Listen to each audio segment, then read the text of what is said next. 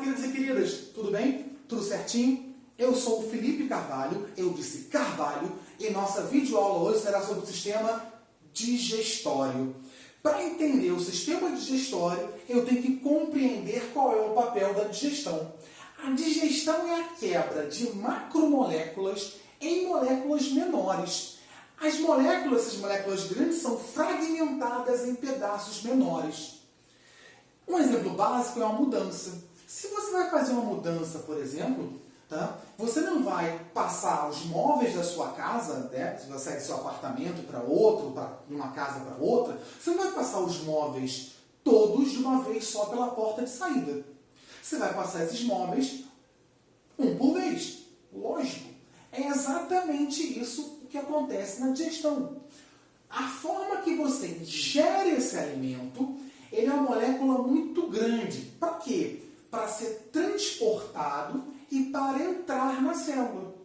Então, a digestão é esse processo de quebra dessa molécula grande em molécula menor. Para que essa molécula menor ela consiga ser levada até a célula e consiga entrar na célula. Beleza? Show daí? Tranquilo. Quais são os alimentos que sofrem essa quebra, essa fragmentação, Felipe? Basicamente 3. Os carboidratos, que são fragmentados em glicose, os lipídios, fragmentados em ácido graxo e glicerol, e as proteínas em aminoácidos. Ok? Queridos, eu tenho 2 tipos de digestão. A digestão mecânica, que acontece por meio de movimentos, aí eu tenho o caso da mastigação, e tem a digestão química, que acontece por meio de enzimas. Beleza? Felipe, o que é uma enzima? Não lembro, ou nem sei o que é uma enzima. Certo? Uma enzima é uma proteína especial. É o que a gente chama de biocatalisador. Ela acelera as reações químicas. Elas são fundamentais para o funcionamento do nosso corpo. Show? Tranquilo? Vale lembrar que a atividade enzimática ela sofre influência de alguns fatores, como temperatura e pH, por exemplo. Ok? Beleza. Vamos para o primeiro órgão do sistema digestório. Qual é o primeiro órgão do sistema digestório, Felipe? O alimento, logicamente, entra pela boca. Então, a boca é o primeiro órgão do sistema digestório. Na boca, eu tenho 2 tipos de digestão mecânica. A digestão pela mastigação e pela deglutição. A deglutição é o ato de engolir. Certo? A língua empurra o alimento para dentro da faringe, que é o outro órgão do sistema digestório.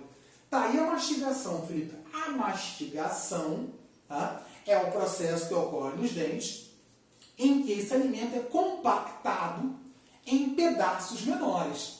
Certo? Como assim, Felipe? Eu tenho 32 dentes. Desses 32 dentes, eu tenho 4 tipos.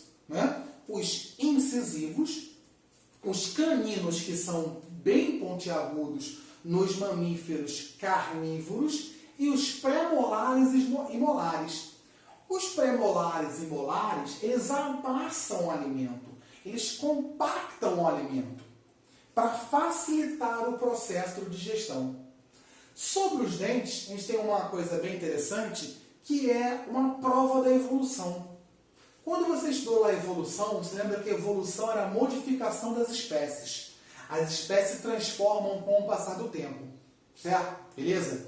Então, o dente do siso, que não é uma dentição mais obrigatória, é uma prova da evolução. Lá atrás, nos hominídeos primitivos, ele era importante.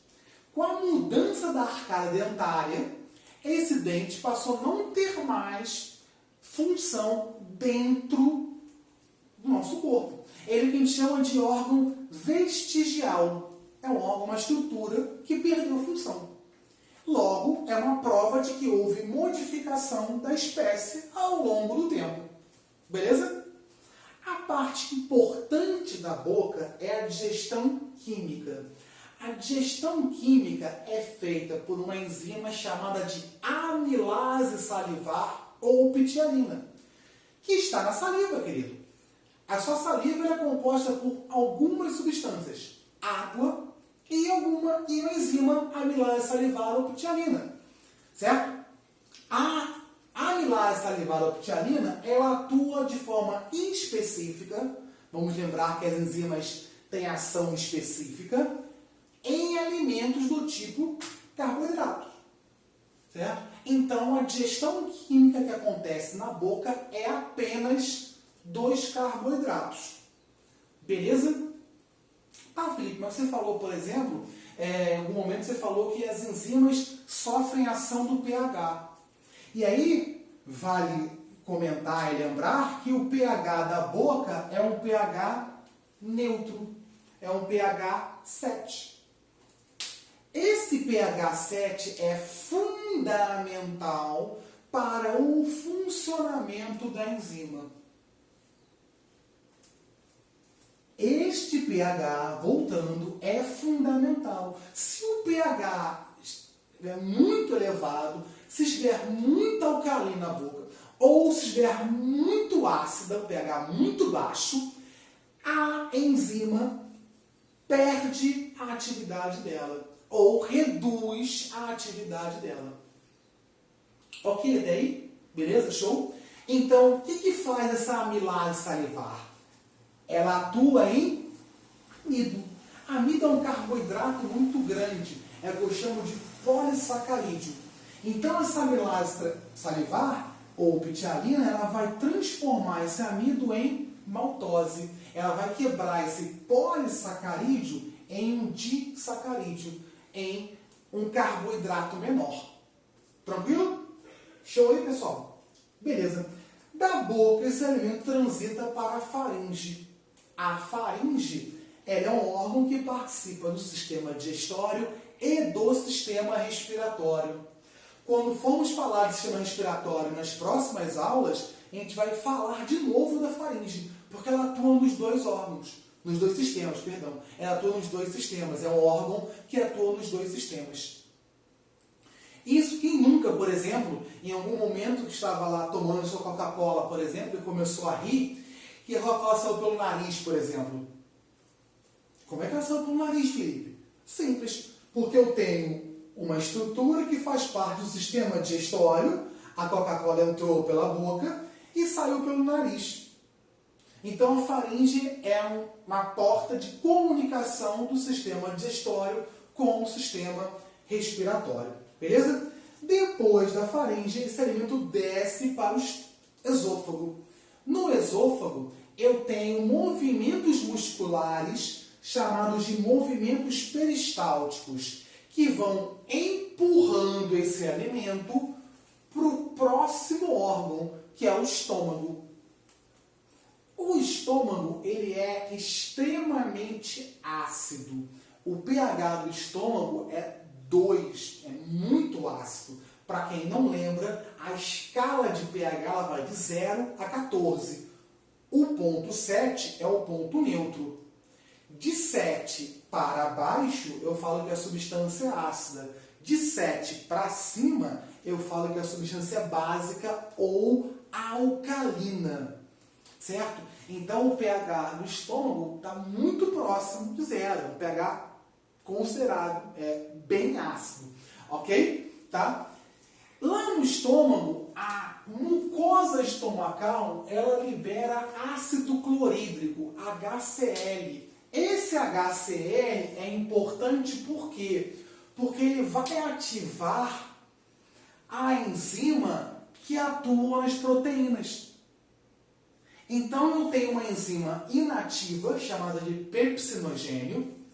A liberação do ácido clorídrico ativa essa enzima, que passa a se tornar a pepsina.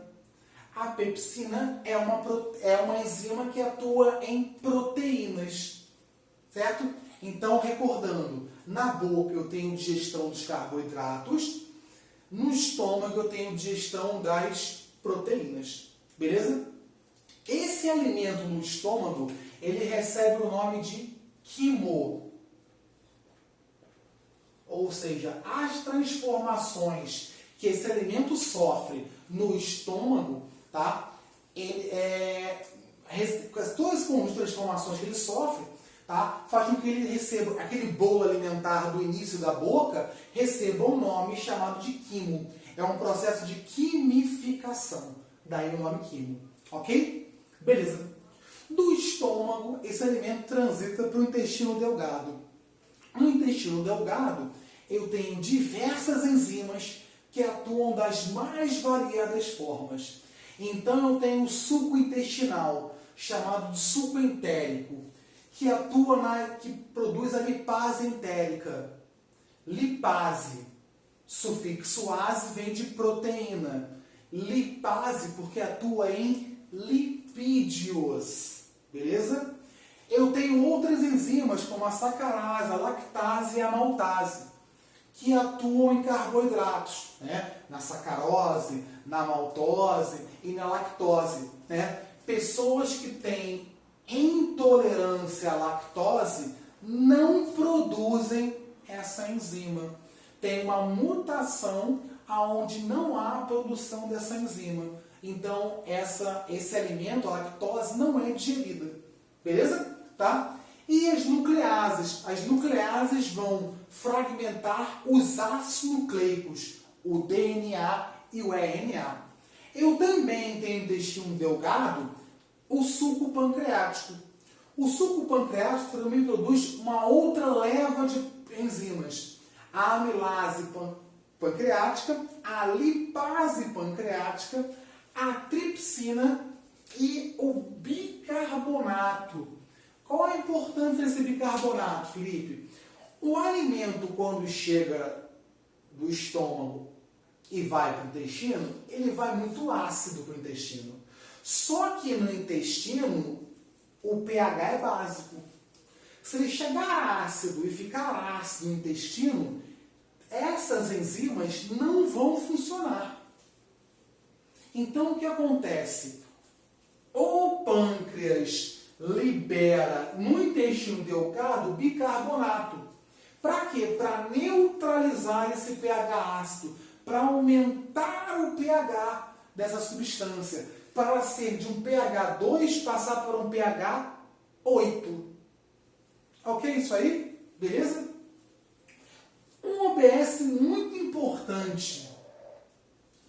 O fígado, ele exerce inúmeras funções. Ele, por exemplo, desintoxica várias substâncias. O fígado, por exemplo, ele produz algumas vitaminas.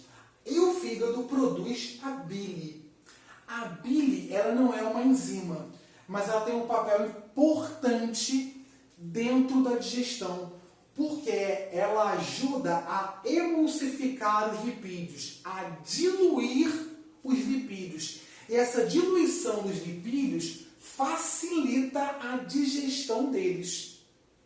Beleza? Até aí? Tranquilo? Tá? Outra coisa importante são as microvilosidades. As microvilosidades, elas são superfícies de contato. Então, elas aumentam a área de contato. Quando você, por exemplo, está em jejum, elas estão retraídas. Quando você se alimenta, ela se expande para aumentar essa superfície de contato, para aumentar essa zona de contato. Beleza? Tá, Felipe, mas espera aí. E o intestino grosso? Você não falou. O intestino grosso ele tem um papel importante para evitar a desidratação do organismo. Lá no intestino grosso eu tenho células que absorvem a água. Então ocorre um processo de reabsorção da água. A água é reabsorvida e retorna para o corpo. Esse processo faz com que as fezes sejam sólidas ou semissólidas. Certo? Tá? Tanto é que quando não acontece a reabsorção de água corretamente e sai muita água pelas fezes, essas fezes ficam líquidas. É um quadro chamado de diarreia. E qual é o grande problema da diarreia? Ela leva à desidratação. Então, essa reabsorção de água que acontece no intestino grosso é importantíssima para evitar a desidratação. Outra coisa, situação importante que acontece no intestino grosso, tá? É a a presença de bactérias, que são bactérias que a gente conhece como bactérias da flora intestinal. A flora intestinal é um conjunto de bactérias que exercem inúmeras funções dentro do nosso corpo. Por exemplo, elas auxiliam na produção de vitaminas. Elas auxiliam na formação das fezes.